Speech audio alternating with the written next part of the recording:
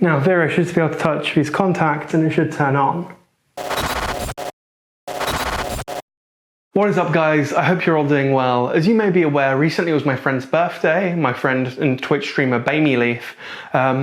She was having her birthday at Insomnia, and recently, or for her birthday specifically, Snappy-Tech teamed up with some of the Leaf squad to put together a PC to give her for her birthday. The thing is, it hasn't been all sunshine and rainbows, and I want to talk about why, so let me grab something. So in this box right here, we have the motherboard for her build. Now, we haven't given it to her yet, obviously, because it's here. It's currently the 15th of August. Next Sunday is when we'll be handing over the PC. It will happen live on Twitch, or it will have happened live on Twitch. You won't be seeing this until afterwards because the PC's a surprise for her. The point being, we got her this X470F. We're building a Ryzen 3000 system with a 2080 and a 3700X.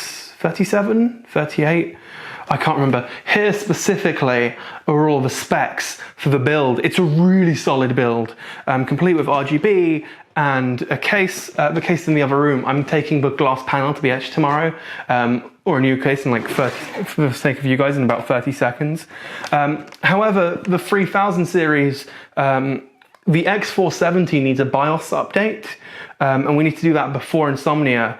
And no one has a 2000 series Ryzen CPU. However, I have a 1700X that exists within Cloudy currently. So my plan for this evening is to rip the 1700X out of there, put it in here. I have the SSD for this as well. So I'm going to put in the SSD. It's an M.2 SSD, so I'll leave it in there once it's installed. I'm going to install Windows on the SSD, update the chipset drivers so it's all ready for the 3800, or again, whatever's listed right here, X processor, so that when it's built next week, it will just all come together and it will be great. The case we're using is one of my favorites. I'm planning on using it myself later this year when I upgrade my own PC, but it's the Lian Li De Bauer Special Edition, the PC-011, which is gorgeous. And more importantly, it's huge, it has space for plenty of fans, which is important because we have no less than 5 RGB fans. So there's a lot of RGB going on in there. This video is to kind of document the process of going from where we are right now on the Thursday before to the day of when we give her her PC. Again, she has no idea any of this is happening. It's all a surprise for her. So let's crack this motherboard open, make sure everything works fine, install the CPU, upgrade everything, and then put it back, but leave the solid state drive in. As much as I love filming in the kitchen, something about it just feels really nice and light and airy, especially right now as the sun sets behind me. Let's go upstairs because that's where the computer is. Okay, so here is that Lian Li case I mentioned. I've realized that I don't really have enough space to do this all upstairs, so I'm doing it here in the living room instead. This is the side panel we're going to be etching with BamyLeaf's logo, which is going to look epic.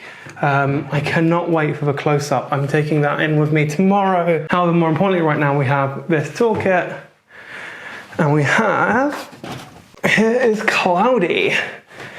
So let's spin this around. It's a bit dusty. I literally just unplugged the computer. Well, not literally just, but like 5 minutes ago. So here's Cloudy. Pulling the side panel off reveals the internals, as you'd expect. In here we have a RTX 2080, and under here is a Ryzen 1700X. We have 32 gigabytes of DDR4 Corsair Vengeance storage, only one fan for this double rad, and then the second Noctua fan here for the exhaust, one hard drive, 2 solid state drives, and then an M.2 SSD on the back of that motherboard. Before we start taking this apart though, I am really quickly going to add the crucial P1 into the ROG Strix, because we're going to need to install Windows on this later. So let's do that really quickly. And I am going to be very careful with all of this equipment because remember, it's not technically mine. I will personally never get over just how tiny these SSDs are. They are absolutely like the smallest thing ever. So I am just going to plug this in right here and then grab a screw and screw it down.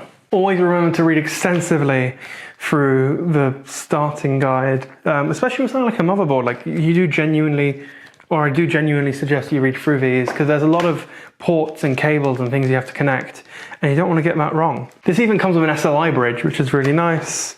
In this box, we also get a nice little door hanger saying game off, you may enter, or game on, you shall not pass.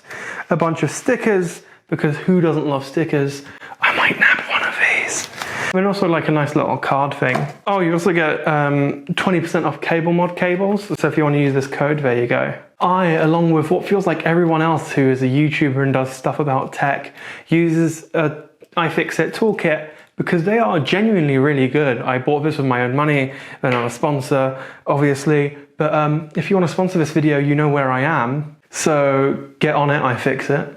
With that SSD installed, everything I need to do in here is basically done. So I'm going to start taking this apart. This terrifies me. So we don't really need to do too much in here.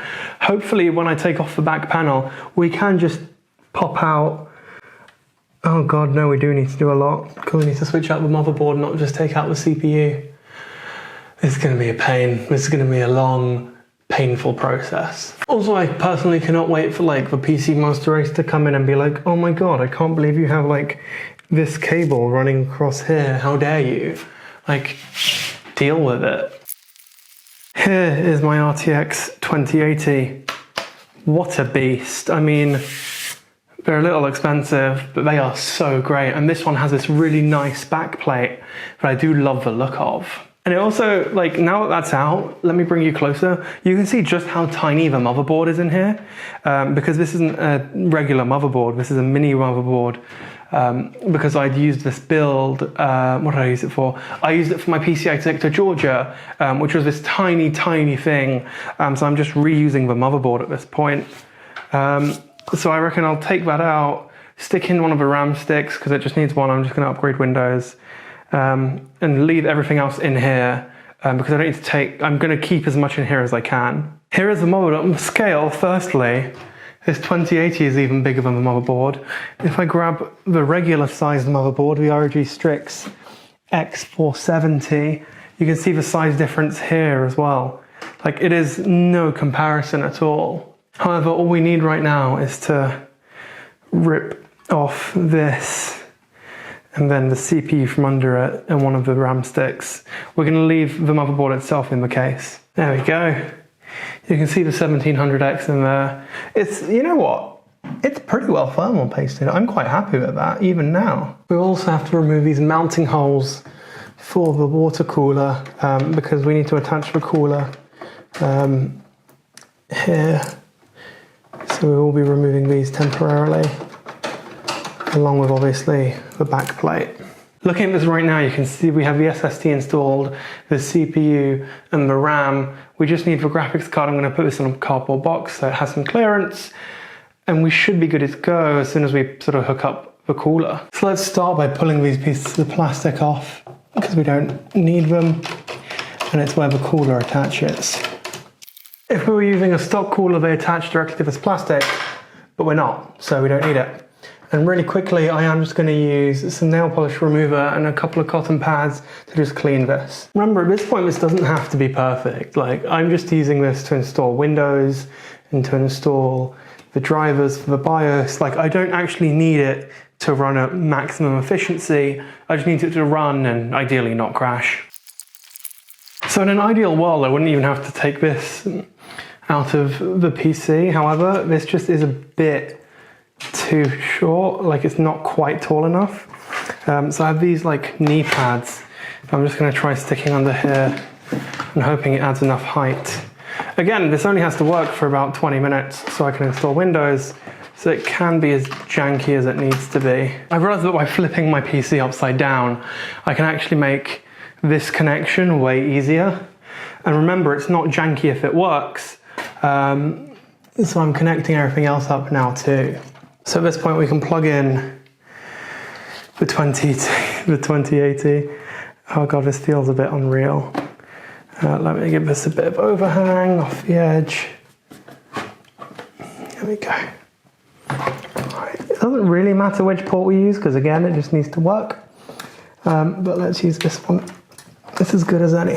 And at this point we just need the 2 power connectors for the graphics card, and we should be good to go.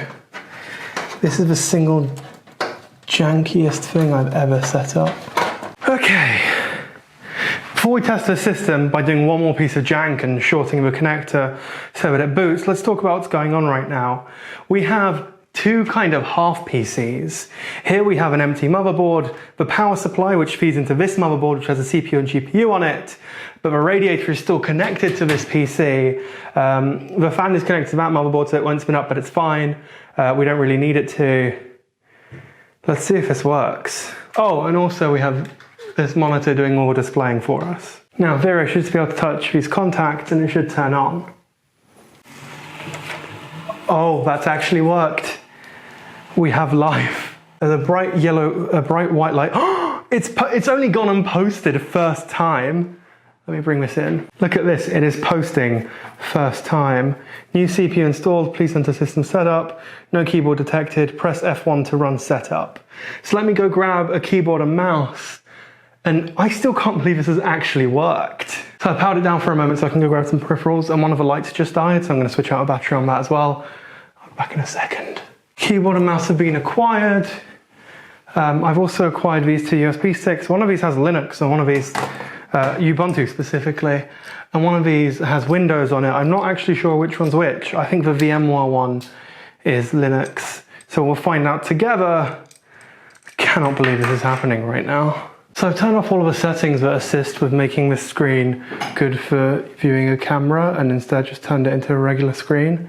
You can see like it's a 5-inch 1080p display, so you can see what's going on pretty well. Right, so let's start by trying to boot off the Kingston USB stick. I'm not sure which one's which. So let's try that one. Hopefully this works, because I don't want to have to like feel this accomplishment and then spend half an hour trying to get it to boot. I still can't believe this is actually working right now. You could use this as for like the world's worst gaming setup as well. Windows 10 setup, right first time. Look at me go. I'm in pure disbelief. I am setting up Windows 10 on this 5-inch display as it's spliced between 2 computers. Install now. What is happening? Cool, so Windows is installing. I'll come back to you when I have something to check in with. I think for right now I'm just going to let everything install and run. Windows is installed and it all seems to be running fine. I went into BIOS just to check real quick and the CPU is running at about 40 degrees Celsius, which for the purposes of what we're doing right now is fine. It's probably because the loop is still a bit cold, so I'd expect that to warm up, especially without anything apart from passive cooling. But at stock speeds and with it not really doing anything apart from installing Windows, that shouldn't be an issue. We're in. It just said, come around, let me show you, come around. Okay, so as you can see, apart from the fact this display is starting to get warm, we're running perfectly. Okay, so we're into the home screen. If I press Windows key, like it's all working. So I just need to update everything on here. And I could in theory, I won't, but I could in theory, play video games on this right now. Okay, last bit of jank, I promise. I have this like 20-meter long Ethernet cable. Here's the other end of it. I'm just running this all the way to the PC because there's no Wi-Fi on here. Right, that's it, I promise. That's all the jank. Now we can just set this all up. So as you can see here, there are a ton of updates to do. It's a bit too bright actually, you can't see it, it's blowing out the screen. But there are a ton of updates to do. So I'm gonna go ahead and do all of these and I'll check back in with you guys once everything is done and it's all functional. I mean, it's functional now, but like once it's all finished. So it's been approximately 2 hours. It's been like, yeah, something like that, about an hour and a half, 2 hours. However, everything is finally done. Windows 10 is fully up to date. I've updated the UEFI BIOS, that's up to date as well, and we're all good. All I have left to do tonight is to basically disconnect everything from the motherboard and put that back in the box. I'm not going to put Cloudy together tonight because it's just past 1 AM and I need to get some sleep because I need to take the panel with me to work tomorrow so that I can get it etched, which means I just have too much to do basically. Like I'm gonna turn this off. This is all good. I'll leave the SSD in there because you might as well. But everything else will come off. I'm gonna go to sleep now. So I'll see you tomorrow.